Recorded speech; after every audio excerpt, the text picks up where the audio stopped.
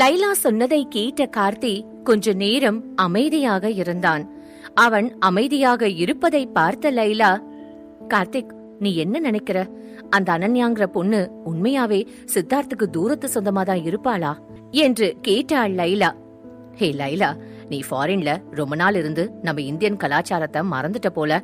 நமக்கெல்லாம் ஒண்ணு விட்ட பெரியப்பா, ரெண்டு விட்ட சித்தப்பான்னு ஏகப்பட்ட ரிலேட்டிவ்ஸ் இருப்பாங்க. அந்த பொண்ணு சித்தார்த்தோட தூரத்து சொந்தந்தா. அதனால நீ ரொம்ப குழப்பிக்க வேண்டாம், ஃப்ரீயா விடு என்று சொன்னான் கார்த்திக்.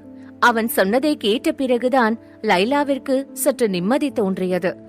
அதே நேரம் சித்தார்த் அனன்யாவுடன் ஷாப்பிங் சென்று வந்த பிறகு அவளை பார்க்கவே இல்லை. அந்த வாரம் முழுவதும் அவன் மிகவும் பிஸியாகத்தான் இருந்தான். வீக்கெண்ட் முடிந்த பிறகு கூட அனன்யா அவனை பார்க்கவில்லை. ஆனால் அவளுடைய இதயம் சித்தார்த்தை பார்க்கவில்லை என்று கவலைப்பட்டு கொண்டுதான் இருந்தது. மூளை தெளிவாக யோசிக்க, இதயம் அதை குழப்பிவிட என்று மிகவும் கஷ்டப்பட, அனன்யா இதை பற்றி அதிகம் யோசிக்க வேண்டாம் என்று நினைத்து ஆபீஸுக்கு கிளம்பிவிட்டாள். அவள் ஆபீஸிற்கு சீக்கிரமாக வந்து சேர்ந்து விட்டாள். அப்பொழுது அவளுக்கு ஒரு போன் வந்தது. அது மிகவும் பிரபலமான பத்திரிகையின் நம்பர். அனன்யாவிற்கு அந்த நம்பரை பார்த்ததும் சற்று குழப்பம் தோன்றியது. என்ன இது? இவங்களுக்கு நான் ஒர்க் பண்ணது கூட இல்லையே, ஆனா இவங்க எதுக்கு எனக்கு கால் பண்றாங்க? இது என்னடா என்று யோசித்தவள் போனை அட்டெண்ட் செய்தாள்.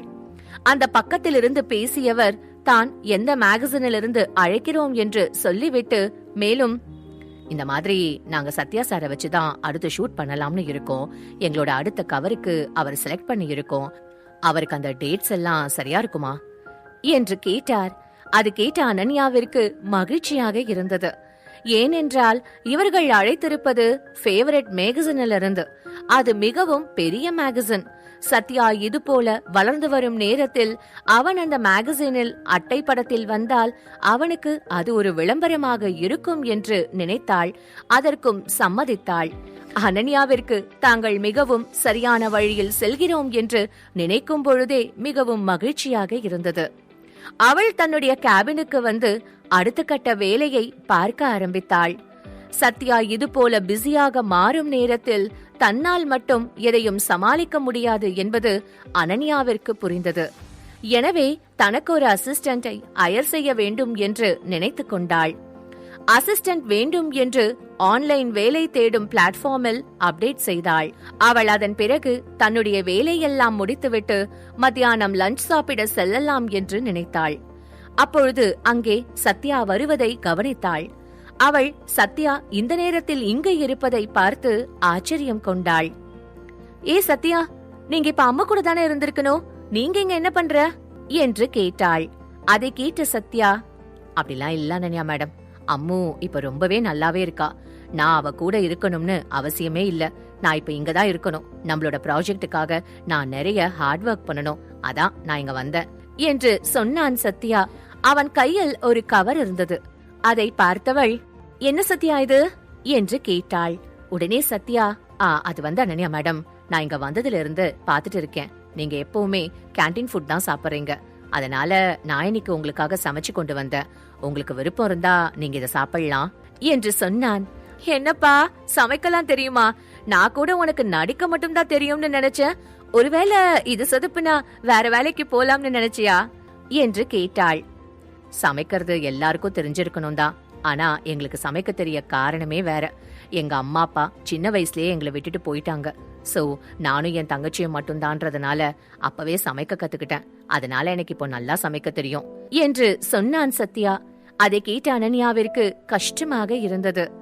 அனன்யா அவனிடம் இருந்து அந்த கவரை வாங்கியவள், சத்யா நீயும் வந்து உட்கார்ந்து சாப்பிடு. உன்னை பார்த்தாலும் சாப்பிட்ட மாதிரி தெரியல. என்னாலையும் தனியா இவ்ளோ சாப்பாடு சாப்பிட முடியாது. சோ நீ எனக்கு ஹெல்ப் பண்றதா நினைச்சிட்டு கூட வந்து சாப்பிடு. ஆனா என் கூட சாப்பிடு என்று சொன்னாள். இருவரும் அமைதியாக சாப்பிட்டுக் கொண்டிருந்தார்கள். அப்பொழுது Ananya magazine cover photo shoot பற்றி சொன்னாள். அதை கேட்டதும் சத்யாவிற்கு சந்தோஷமாக இருந்தது.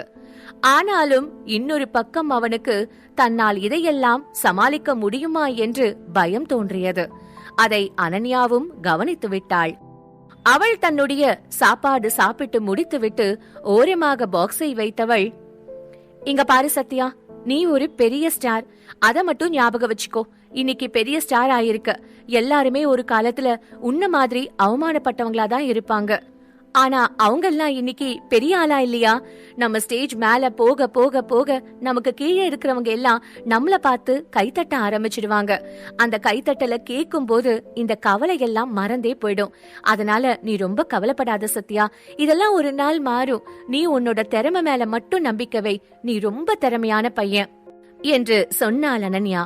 அதை கேட்ட சத்யாவும் சரி என்று தலையசைக்க, அப்பொழுது சரியாக அனன்யாவின் மொபைல் போன் நோட்டிபிகேஷன் சத்தம் கேட்டது.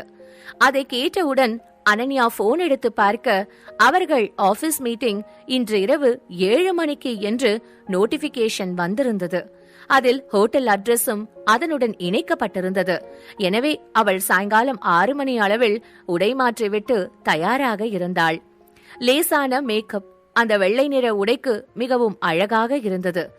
அவள் அந்த வெள்ளை நிற கவுனில் வெளியே வரும் பொழுது சத்யாவும் ரெடியாகி வந்திருந்தான்.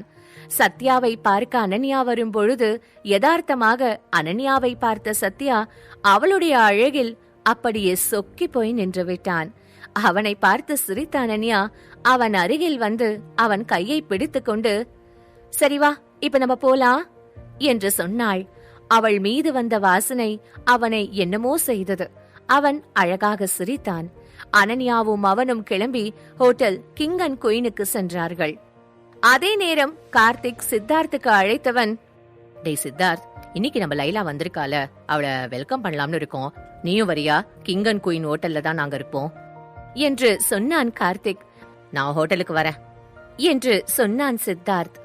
இங்கே ஹோட்டல் கிங் அண்ட் குயினுக்கு வந்து சேர்ந்தார்கள் சத்யா மற்றும் அனன்யா. அந்த இடத்திற்கு வந்ததும் அங்கிருந்தவர்களின் பார்வையெல்லாம் அவள் மீதுதான் விழுந்தது. அவள் அணிந்திருந்த ஆடை, அவள் செய்திருந்த ஒப்பனை, அவளின் அழகான முகம், நீளமான கால்கள் என எல்லாம் அங்கிருந்த அனைவரையும் வசீகரித்தது. அவளை என்னவோ மிகப்பெரிய ஓவியன் ஒருவன் வரைந்த பெயிண்டிங் போலதான் அனைவரும் பார்த்து கொண்டிருந்தார்கள். அதே நேரம் அவள் அருகிலிருந்த சத்யாவும் அதற்கு குறைந்தவனாக இல்லை. அவனும் மிகவும் அழகாக இருந்தான். அதே நேரம் விஷாலும் அனன்யா என்று இங்கு வந்தால் அவளை எப்படியெல்லாம் அனுபவிக்க வேண்டும் என்று மனதிற்குள் ஒரு திட்டத்தை தீட்டிக் கொண்டிருந்தான். அப்பொழுது அங்கே சத்யா மற்றும் அனன்யா இருவரும் வந்தார்கள். அவர்கள் மீதுதான் அனைவரின் பார்வையும் இருந்தது. டேவிட் அனன்யாவை பார்த்தவன் அதிர்ச்சியடைந்து போனான். ஏனென்றால் அனன்யா எப்பொழுதும் ஒப்பனைகள் அதிகம் செய்து வேலைக்கு வந்ததில்லை. அவள் வேலைக்கு வரும்பொழுது சிம்பிளான ஆடைகள்தான் அணிவாள் என்பதால் அவளுடைய அழகை அது பெரிதாக காட்டவில்லை. ஆனால் இன்று இந்த ஆடையில் அவள் மிகவும் அழகாக இருந்தாள். அவள் அழகை பார்த்த டேவிடே அசந்து போனான்.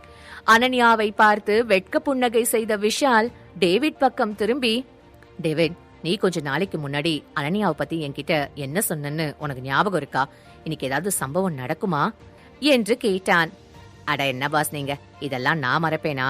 எனக்கு உங்க சந்தோஷம்தான் முக்கியம். உங்களுக்கு அவளை ரொம்ப பிடிச்சிருக்குன்னு உங்களை பார்த்தாலே தெரியுது. உங்களுக்கு பிடிச்ச பொண்ணு உங்க பெட்ல தான் இருக்கணும். அதை நான் பண்றேன், நீங்க கவலைப்படாதீங்க என்று சொன்னான்.